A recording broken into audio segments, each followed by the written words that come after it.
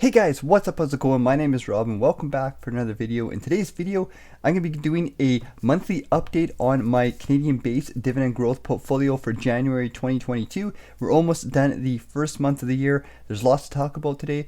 So in today's video, we'll be doing an entire portfolio recap, and I'll show you guys how our stocks have been doing. Now, there's been a lot happening in the market over the past couple weeks to past couple months. We've seen some crazy dips, a little bit of drops, and I'm going to show you guys how that's going to reflect inside my portfolio. So hopefully you guys will find this video helpful, and hopefully you guys can get some inspiration. And if you guys feel a little bit stuck, or you feel like you're having a hard time, hopefully this video will help you out if you're a new based beginner investor. So the first thing we'll do is I'll give you guys an update on my Wealthsimple trade portfolio. I'll dive inside the portfolio, show you guys the stocks. We'll go over some of the dividend payments, and then I'm going to show you guys the monthly dividend income to show you guys how much income we've actually made inside this portfolio as it's grown over time. So let's jump in. And if you guys do enjoy the video, please do me a solid and remember to smash the like button. And if you guys want to see these updates and be a part of my investing journey, be sure to subscribe to the channel. So let's jump in and let's check out our Wealthsimple trade portfolios. So the first thing we're going to do is give you guys a quick little update on the three portfolios that I hold in Wealthsimple trade, and then after this we'll jump aside the portfolios themselves and we'll take a little bit of a deep dive into the stocks and holdings, and I'll show you guys the results that I've gotten with the stocks and whatnot. So the total value of our portfolio to start is $107,000, $472 Canadian, and that's spread across three different accounts inside of my Wealthsimple trade account. The big one being our TFSA, which is $93,000, $348 Canadian. We have an RSB, which is kind of, we started, but we haven't really been doing too much with it yet. And then we have a personal account, which is about $13,879. And the first portfolio we're going to review really quickly is going to be the TFSA. We'll take a quick peek on how the portfolio has performed over time. So in the past day, the portfolio is currently up about $355. Over the past week, it is down about $335. Over the past month, it is down 4%, seeing a pretty big drop in our portfolio. Most of that coming from US-based stocks, down at negative $3,484. Over the past 3 months, we're still up 1%, which is $1,367. Our 1 year return is up 10%, and all time this portfolio is up 11%, which is just under $10,000. So even though there's been a bit of a dip in the market recently, our portfolio overall is still sitting at a pretty good gain. And our personal account is more or less the same on Wealthsimple trade, as you guys can see here. The 1 day return is up $10. The 1 week return is down negative $16. Over the past month, it's down $26, negative 26. And then over the past 3 months, it is up 4%, which is $600. 1 year return of our personal account is $1,000, and then all time is still that $1,000, since it's almost at that 1 year mark for the personal account. So the personal account is a newer account. It's a little bit more focused on Canadian stocks than the TFSA is. The TFSA is more focused on US growth stocks with a little bit of Canadian stocks mixed in there as well. So like I mentioned at the beginning of the video, we've seen a bit of a dip, and that can feel kind of bad, especially if you're a new based investor. If you've been investing over the past couple months, maybe even over the past couple years, your portfolio might have took a bit of a tank, and that can feel bad. Now, one thing I like to do to kind of remind people is that the longer you invest and the more your portfolio grows, the less these little dips affect you, because you've always got that little cushion of growth. And you've seen that inside my portfolio. Even though we have short-term losses, our long-term long-term growth inside the portfolio kind of offsets that. So as you get used to more investing, you get used to these dips, and as your portfolio grows, you're not going to feel so bad about it when your portfolio dips a little bit. So it's just something to remember. And the one thing and the most important thing to remember about whenever markets dip, whenever you see a big dip, and the bigger it dips, the more opportunity you have to buy stocks at a cheaper price, and then when it rebounds, your portfolio will just can really benefit from that. So just try to keep that in mind as you guys watch this video and as you go over the next couple weeks or so, because I know it can be tough, especially if you're kind of new to seeing these big dips in the market. Now the next step of the video is to actually do a little bit of a deep dive inside of our two portfolios. So the first one I'm going to talk about is TFSA, and I'll just show you guys really quickly here that these portfolios are kind of almost the same, just a few small differences here on Wealthsimple trade. So I'm going to zoom in here so you guys can see a little bit better, and if you guys want to pause at any point in time in this video so you guys can kind of take a better peek to see at the stocks I hold, the tickers, the total values, the different shares, the return percentages, feel free to do so. I'll walk through you guys here really quickly with the portfolio. I'm not going to talk too much about the stocks, but I'll just show you guys the returns and whatnot I've gotten. So The first stock we have here is AQN, which is Algonquin Power Utilities. This is a company that took a big hit last year. I'm a big fan of the stock, and we've been slowly buying it here and there to take advantage of the dip. It is down negative 13%, so you can kind of see how much of a big dip it really has had in the portfolio. But I'm still buying on a regular basis just to hopefully over time keep it growing inside the account. The next stock we have is ATD or Alimentation Couche-Tard. This is my favorite consumer-based company. It's actually one of the only ones I hold inside my portfolio as well, and I really like this because this company is a big definition of a dividend growth-based company. They're mostly focused on growth for the time being, but they have been aggressive in growing their dividend, and I see this company kind of being a nice, good dividend growth-based company that's going to be able to give us some good dividend yield as well. Down further, we have CNR, which is Canadian National Railway, one of the big railway companies in Canada. Once again, a more of a growth-focused stock with good dividend increases over time. Not a huge dividend yield right now, but they've been aggressively growing that. So maybe, over the next 5 to 10 years, we could see it kind of slowly start to become more of a dividend-focused company. They're at 7% gain inside the portfolio all time. This one is one that's been doing quite well. Haven't bought a lot of shares. I'm looking to buy probably more going into this year. Next up we have is more of a stable utility company called Fortis. Fortis is a utility-based company out of Canada, a good stock for beginners. Very nice defensive utility stock. We've been buying it on a regular basis here and there. Not too much, but I like to put a little bit of money in Fortis here and there. Currently sitting at a 12% return, has done quite well. Moving downwards, we have Manulife. Manulife is a pretty popular insurance investment financial-based company. They offer all kinds of different financial services to people. This is a big one I bought last year during the market crash. I haven't bought too many shares because I do hold it in some of my bigger ETFs, but it has performed quite well for us, sitting at a 16% return, which is not too bad. RioCan is our main REIT that we hold inside the portfolio. I bought and sold a bunch of REITs last year, so some of the earnings aren't reflective in here. It says it's up 7%, but I did buy and sell a lot of REITs that we're seeing up at about a 20 to 30, even 40% gain. So that's not reflective here, but we've done really well with REITs because we bought them when they crashed, and then we kind of sold them once they got higher up, because once again, I'm more focused on dividend growth-based companies. REITs typically don't have a lot of dividend growth or just growth in general with them, so they provide nice passive income, and that's why I have them inside the portfolio, and for diversification reasons. But in terms of dividend growth, they're not really what I'm looking for here. Going downwards, we have some other stocks. We have some more of riskier stocks. We have TransAlta Renewables.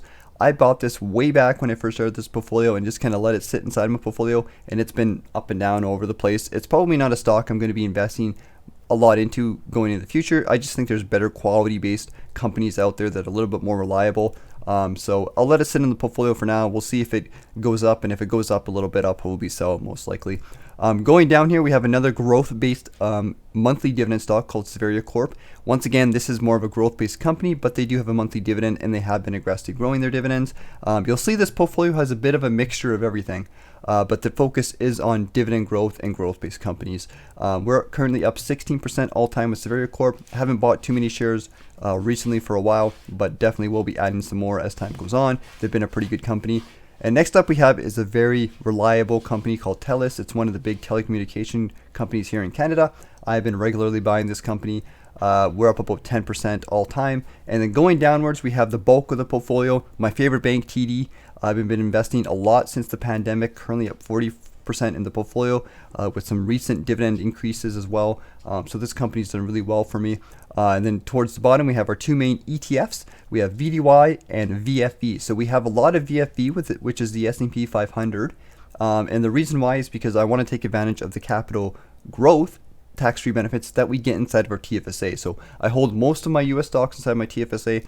I have a little bit of US inside my personal account as well, because I'm trying to keep a certain percentage inside my overall portfolio.